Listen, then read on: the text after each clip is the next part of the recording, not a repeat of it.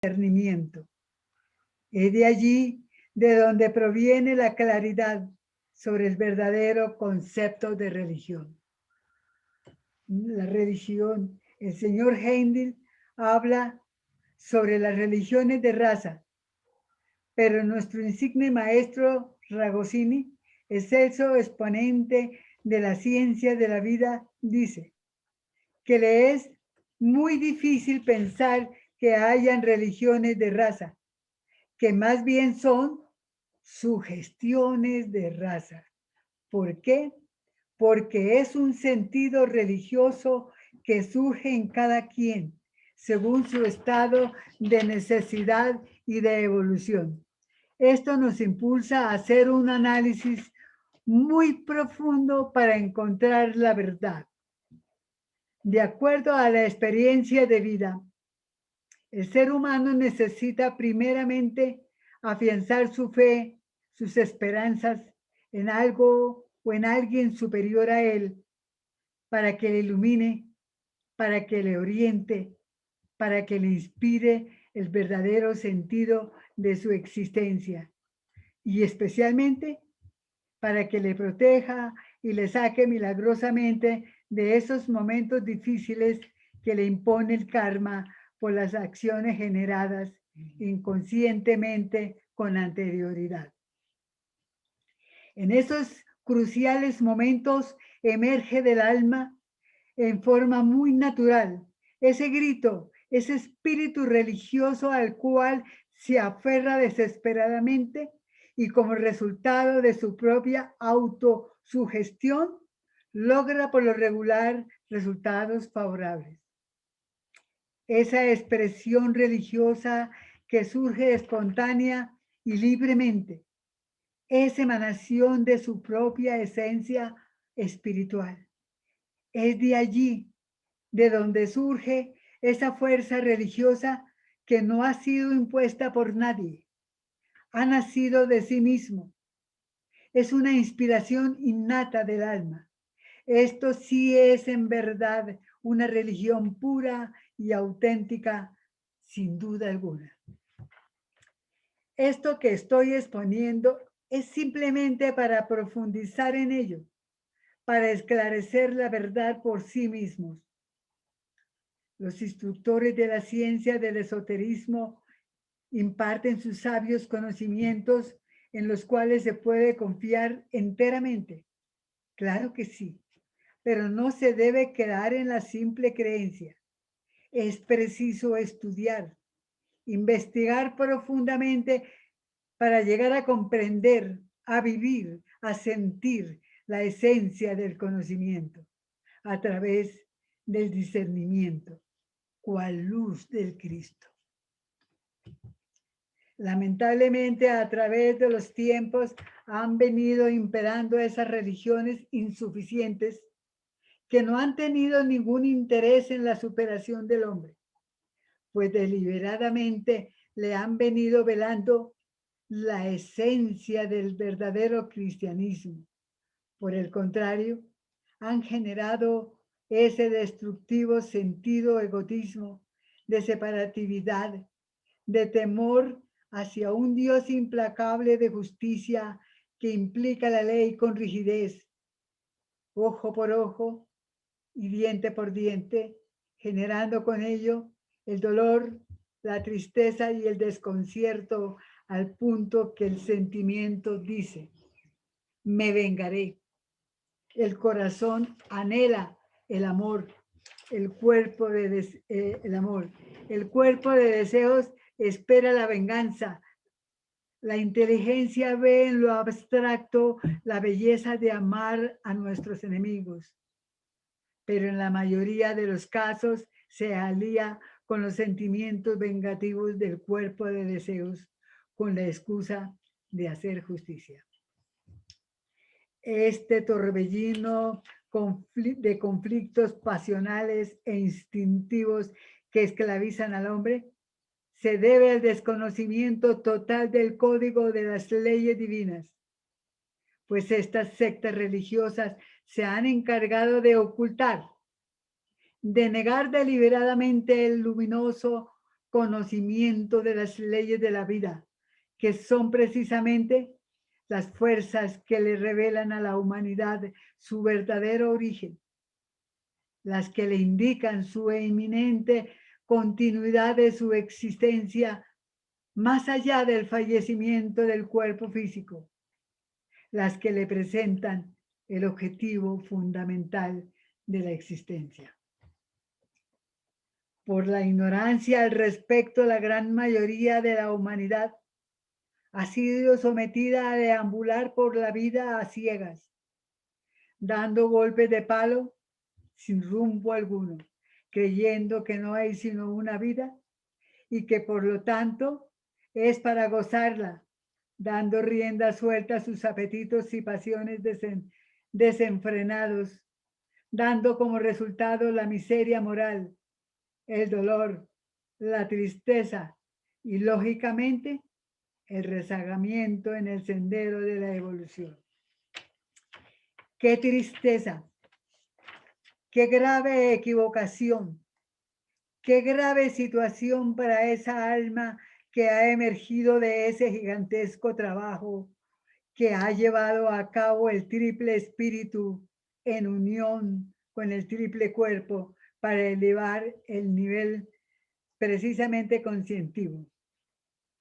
Este aspecto referente al conocimiento de estas venturosas leyes no están dentro del contexto de la charla de hoy, pero como vemos, es de vital importancia dar claridad al respecto, así sea muy brevemente. La belleza de la filosofía esotérica explica que nada se detiene donde está, que todo se desarrolla, se expande e irradia hacia el infinito.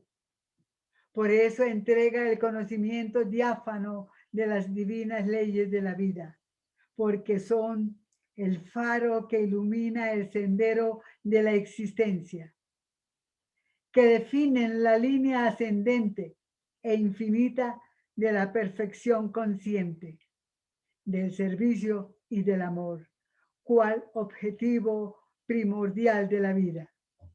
Pero hay algo más igualmente grandioso y determinante. Sus poderosas e inmutables fuerzas rigen el destino del hombre. Óigase bien, rigen el destino del hombre. Esta realidad de incalculable trascendencia indica claramente que hay que conocer estas leyes profundamente, amarlas, respetarlas, seguir fiel y estéticamente sus sagrados y rigurosos preceptos. Vamos a ver por ahora algo sobre la ley de la vida, que es la ley de la evolución. Es el sendero que se dirige conscientemente hacia la libertad, hacia el florecimiento de todos los aspectos de la vida, pero especialmente de la espiritualidad. ¿Pero qué es la espiritualidad? Es la expansión de la sensibilidad y de la conciencia. Estos dos divinos estados son los sólidos y excelsos pedestales sobre los cuales se apoya la evolución.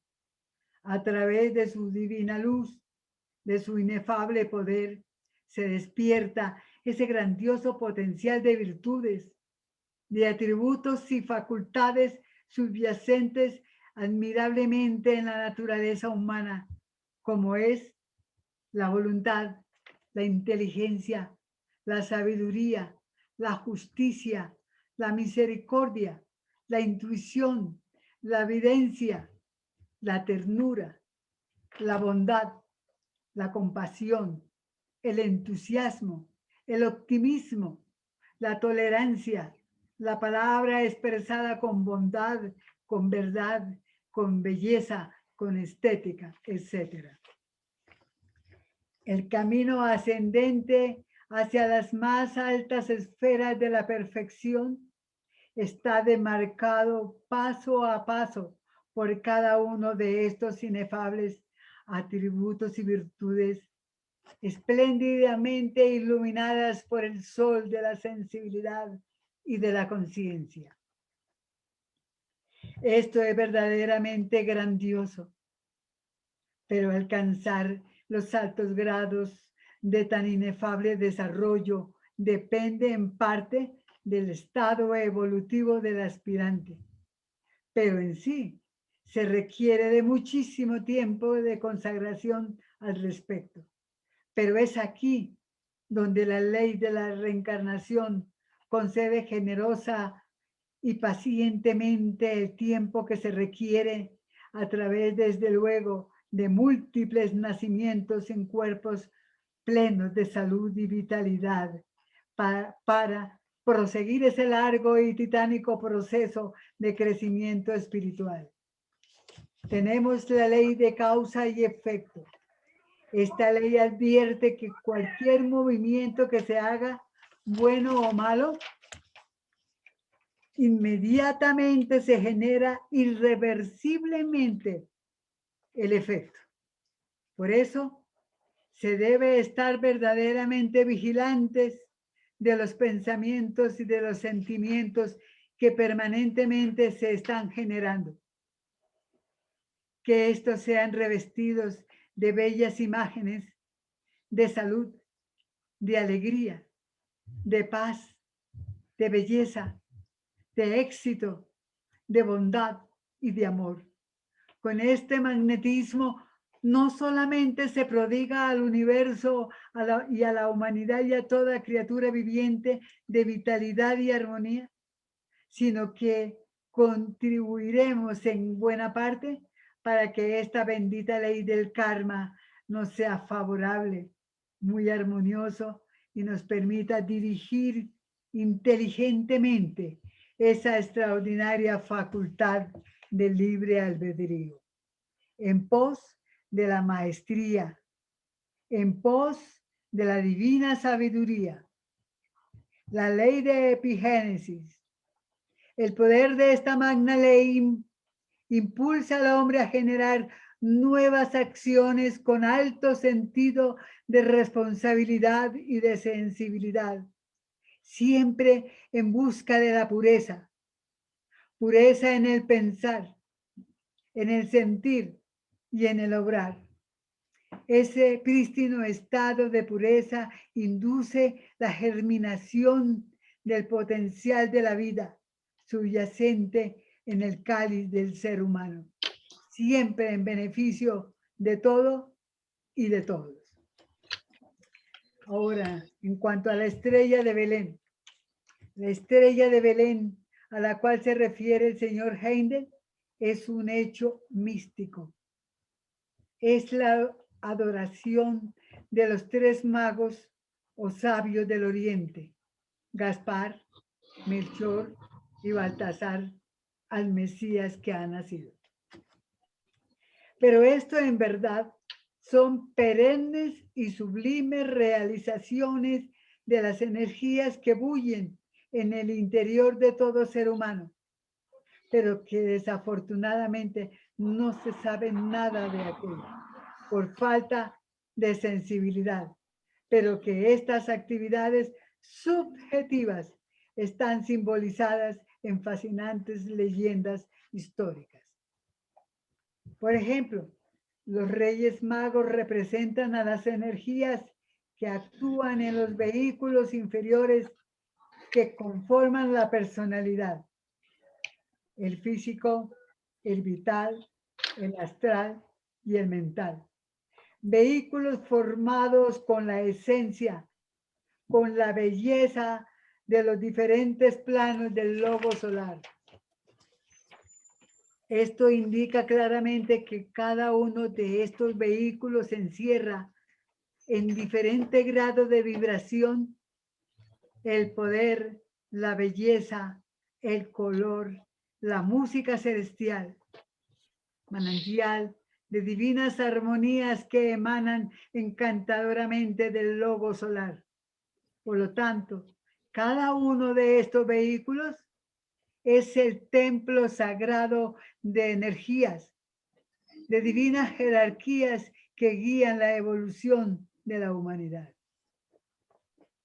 Los Reyes Magos trajeron mirra, incienso y oro como ofrenda al niño en la cuna.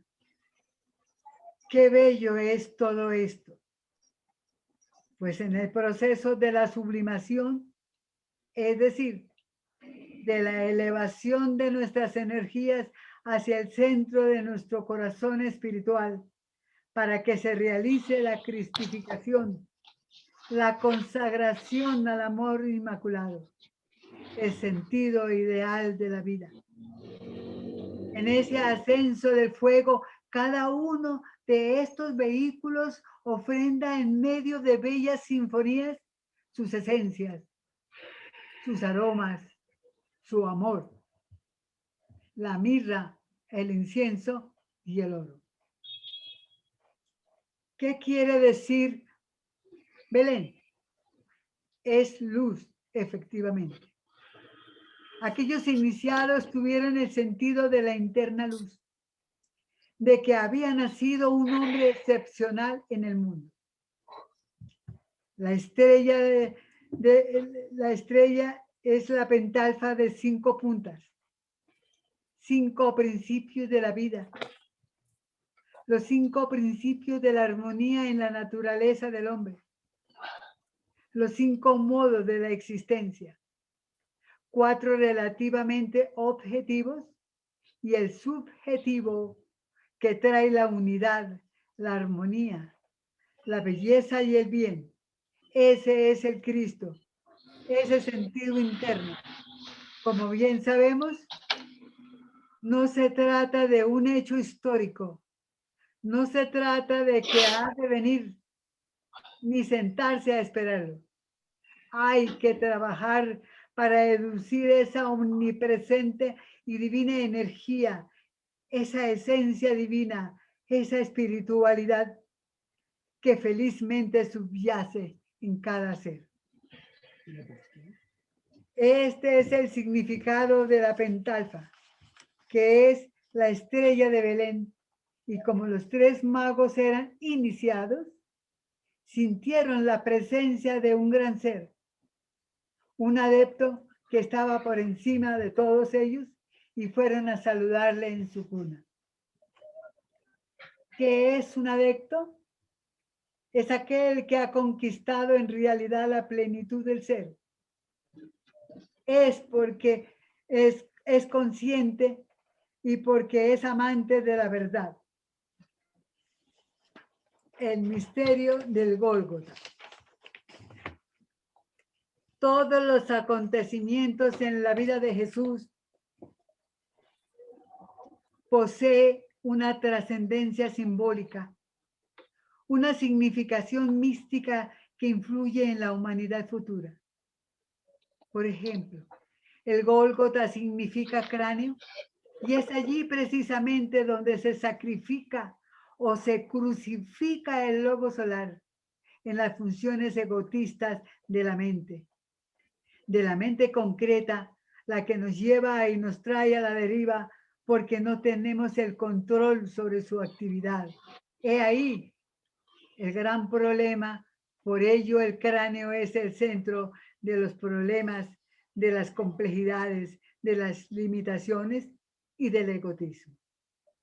Mientras que el corazón es el centro por excelencia de la llama del amor universal o del Cristo, entonces el Logos es sacrificado en el Gólgota, es decir, en el monte de la calavera. Allí donde está el egoísmo por excelencia del ente humano.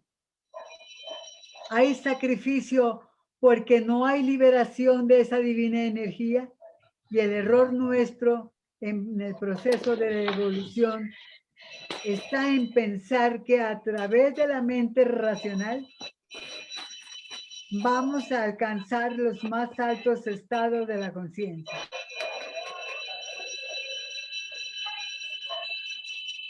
Es todo lo contrario.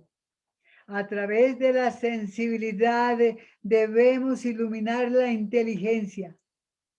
Ese es el punto matemático en relación con lo que es el Cristo, con lo que es la personalidad y con los diversos problemas de la raza.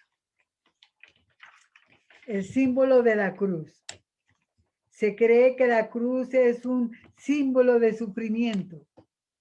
Los sabios rosacruces no se fundamentan en ningún sentido de tortura.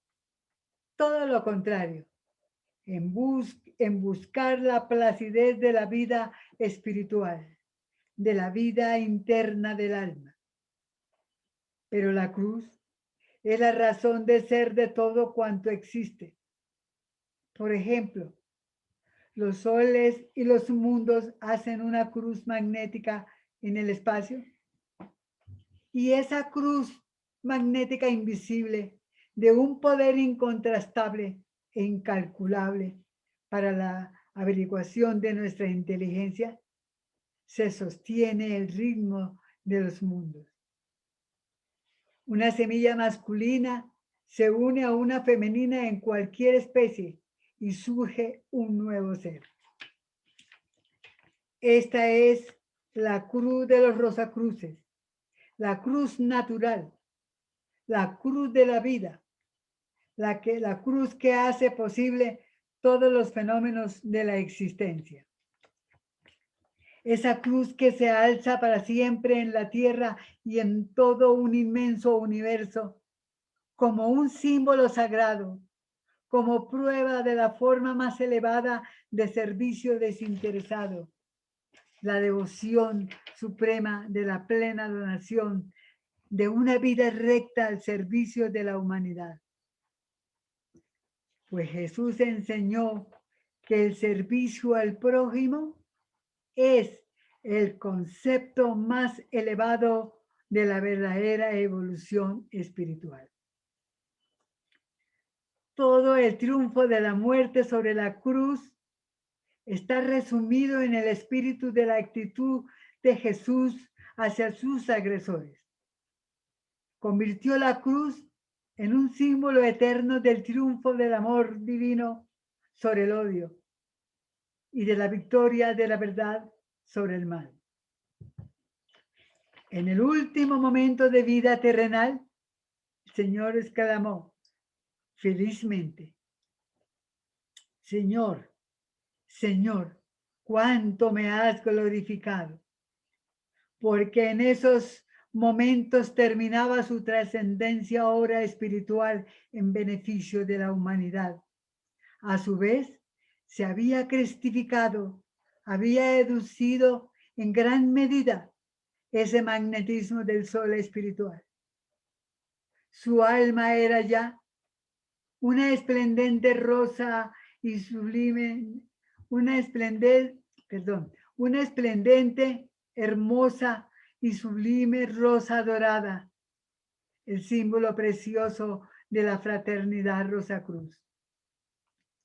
La rosa enclavada tan delicadamente en el centro de la cruz, en el centro del corazón del cristificado, envolviendo la inmensidad del universo con su omnisciente magnetismo solar, coloreando ese futuro amanecer de la era de Acuario, de la era de oro, simbolizada por el anciano en ademán de verter el agua de un cántaro. Este anciano representa la sabiduría que vierte el agua de la vida. El saber de Acuario es un saber que trae la vida, que produce la vida, que despierta la vida, que nos impulsa siempre y por siempre a trascender los opresores límites de la ignorancia, de la inconsciencia. Entonces tenemos bien claro que Jesús es el hombre mortal como cualquiera de nosotros, pero que a través de sus reencarnaciones trabajó fervorosamente por ese gran ideal de la vida. Vivenciar en su fuero interno elevadas vibraciones del magnetismo del sol espiritual, que es el alma del mundo. Así que el divino Rabí de Galilea llegó a ser un hombre divinizado por su inherente pureza, profunda sabiduría y elevado sentido de servicio universal. Logró realmente sorprender a la humanidad y enseñar verdades a través de un lenguaje colmado de verdad, de belleza, de estética y de pureza inmaculada. Es el poeta de Nazaret, la rosa de Charón, el bardo galo que inspira nuestro trabajo. Había sentido la profundidad de la vida y lo era por fuerza de sentido, por grandeza de su alma, por divinización del ser y por abstracción de lo humano fundido en la divinidad. Es así como las almas inteligentes y sensitivas lo han catalogado con las palabras que en el idioma sirven para exteriorizar lo que pensamos y sentimos acerca de aquel genio de las edades, quien dijo: no he venido a traer la paz, sino la guerra. Esta es una frase que a primera vista y sin análisis es realmente desconcertante e increíble, pero es así. Recuerdo aquel pasaje cuando Jesús entró en el templo y con firme determinación arrojó con su látigo a todos esos mercaderes que se encontraban allí, profanando inconscientemente tan sagrado lugar. Esto indica que le declaró la guerra a ese tumulto de larvas, a ese tropel de pasiones desenfrenadas que manchan y vampirizan la vitalidad al cuerpo templo. Por lo tanto, hay que arrojarlas fuera de sí con férrea determinación. Ahora, con respecto a las religiones, estas estaban y están aún cristalizadas, pues Él vino a darles el verdadero sentido espiritual. Por eso declaró la guerra. Que esto quede muy claro en nuestra conciencia. Que declaró la guerra en las mentes egotistas de los hombres ligados a los dogmas pasivos, en aquellas mentes convulsionadas, resecas, envanecidas por el intelectualismo que obnubilan la conciencia y no permiten evolucionar y crecer espiritualmente. Volvemos al tema de Acuario. Acuario es el símbolo del saber. No está relacionado con el cerebro, sino con el plexo solar, del cual es el único que puede hacer fluir el agua viva hasta las entrañas. Está escrito en los evangelios: de su seno manarán fuentes de agua viva. Es Acuario ya estaba profetizado e irradiado por el sublime bardo, pero claro, en una forma que nadie podía comprender en aquella época. El Señor Jesús, aquel ego magnífico, había sido en su anterior encarnación Salomón, que lo mencionamos tanto sin entender el espíritu que contiene. Y antes de Salomón había sido el señor Set. Como Salomón fue mago, como Set fue alquimista, quien está mutando las vibraciones inferiores de la vida orgánica en vibraciones altas de la vida espiritual. Esas fueron las 3 últimas encarnaciones del adepto Jesús de Nazaret, al cual tanto debemos, al cual tanta sabiduría le debe la humanidad. Pero las religiones fatalmente convirtieron eso en creencia pasiva. pero hay el proceso de conciencia para comprender el misterio del Cristo, la vida latente espiritual en el corazón del hombre. Yo y mi Padre somos uno. El yo interno, entre paréntesis, la conciencia del ser y la causa primera en movimiento continuo son la misma cosa. El hombre que ha evolucionado suficientemente, aquello se convierte en la bondad y la belleza de su vida. Eso es el Cristo. Amor, belleza, armonía y esplendor. Y porque lo veía en los ojos de los niños. Porque ahí no hay mancha de egoísmo y entonces el ojo del niño, la vista del niño tiene una naturalidad y un esplendor como no puede tener ninguno de aquellos que hemos sido manchados por la ambición, el egoísmo, la envidia, los celos y todas aquellas cosas del Gólgota que sacrifican en el cráneo de la mente humana.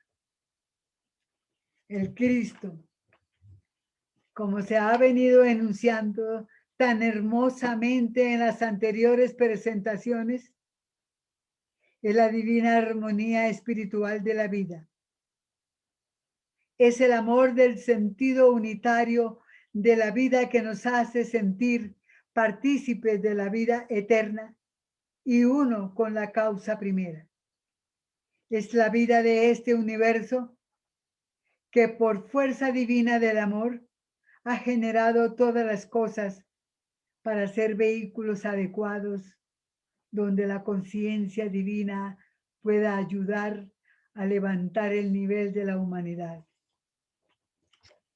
Es la fuerza crística, es la raíz de toda inspiración y fundamento de toda belleza y la armonía. Cuando se carece de aquella armonía es porque estamos sacrificando el Cristo en el Gólgota, en el monte de la calavera. Cristo es la luz de la vida, es la esencia divina del amor, es el sentido de la existencia, es el aliento eterno que se mueve a través de todas las cosas y que nosotros debemos convertir en el sentido armonioso que da plenitud y vida a todos los seres por la fuerza del amor universal, que es el sentido divino de la vida, penetrando todos los seres y todas las cosas para nuestra gloria y bienestar. Para terminar, voy a presentarles una bellísima oración que nuestro amado maestro Israel Rojas nos prodigó para invocarla con los brazos abiertos dirigidos hacia el lobo solar. Dice así: oh divina energía universal y cósmica, energía misteriosa, seno fecundo de donde todo nace, tú, lobo solar, emanación ígnea, Cristo en sustancia y conciencia, vida potente por lo que todo avanza. Ven a nosotros, penétranos, báñanos, ilumínanos, traspásanos y despierta en nuestro yo todas esas inefables sustancias que son tanto parte de ti como de nosotros mismos. Fuerza universal y cósmica, energía misteriosa, yo te conjuro, ven hacia nosotros, remedia nuestras aflicciones, cúranos de estos males y apártanos de todo sufrimiento para que tengamos armonía, paz y salud. Te lo pedimos en tu sagrado nombre, que los misterios de la iglesia gnóstica nos han enseñado para que hagas vibrar con todos nosotros todos los misterios de este plano y de planos superiores, y que esas fuerzas reunidas logren el milagro de nuestra curación. Amén, amén, amén. Bueno, doy infinitas gracias a todos ustedes por su fraternal atención. Bendiciones para todos vosotros. Que las rosas divinas del Cristo florezcan maravillosamente en vuestros corazones.